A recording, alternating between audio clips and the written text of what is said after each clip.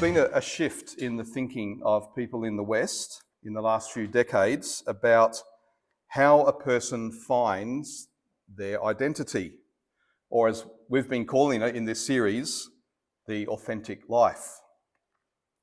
Today, we are encouraged to look inside ourselves to discover who we really are. And once we work out who and what we want to identify as, there's an expectation that others will affirm, even celebrate our chosen identity. Other cultures, and maybe earlier generations in the Western world, say that I form my identity as being part of a society. I find out how to be myself as I work out how I fit into the community. And I learn from imitating others.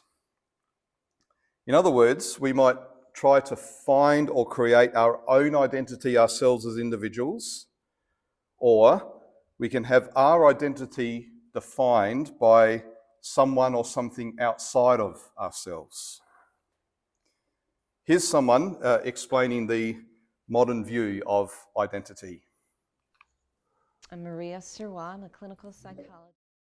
So, Dr. Maria explains the modern Western individualistic view of finding my identity by simply being who I want to be.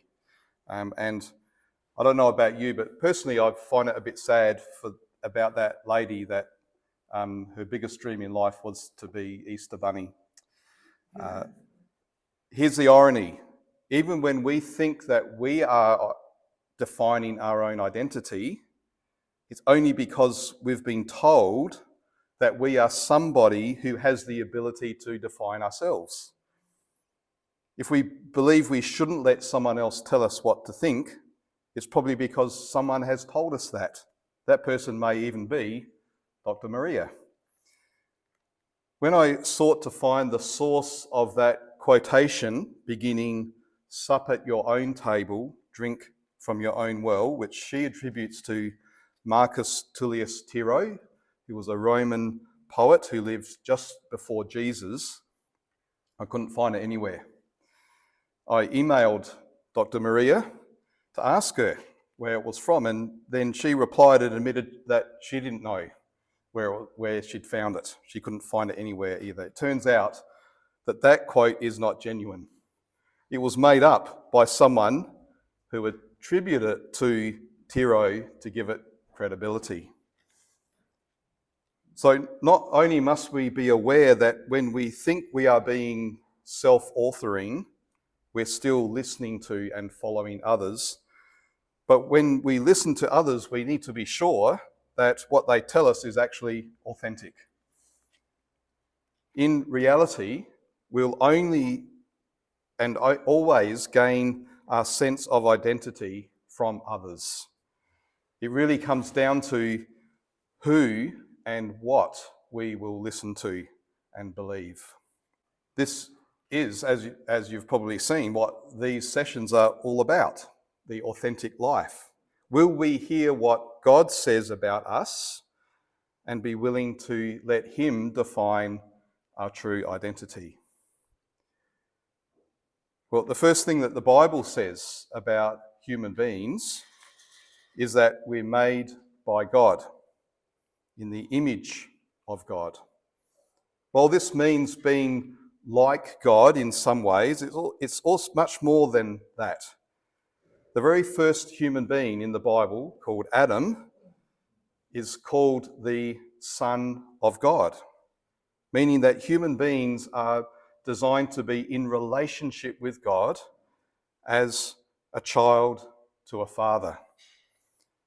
And so all we do is supposed to flow out of that relationship.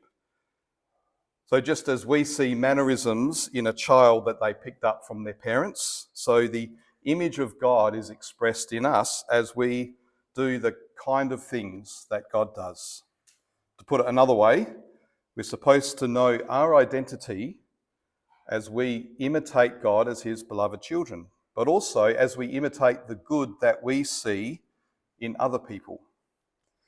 Or to put it another way, The truth of who I am as a creature of God will emerge as I do the kind of things that are in tune with that. Or, as we've been seeing, my actions of love, how I live for others instead of myself, will demonstrate that I am a person of true hope and faith. The Bible speaks of an assurance that Christians have that their identity is secure, not primarily because they know themselves, but because they know that they are fully known by God. The Bible says, "For now we see in a mirror dimly, but then face to face. Now I know in part, then I shall know fully, even as I have been fully known." There will always be a degree to which, in this fractured and unpredictable life, we will be on a journey to fully understand who we truly are. But there's a security that comes from knowing that there's one who not only knows everything, but is personally interested in me. And he fully understands the parts of me that are even an enigma to myself. Towards the end of the Bible, in the book called Revelation, there's a series of intriguing and symbolic promises given to Christians that come as a result of the hope that we have. One of them is, "To the one who conquers, I will give him a white stone with a new name written on the stone that no one knows except the one who receives it." Now, in the ancient Olympics, those who won an event were given a white stone on which was engraved a secret name. This stone became a free pass that gave them entry to the emperor's banquets and to have all of their needs provided for them by the state. That's the image that Jesus is using here.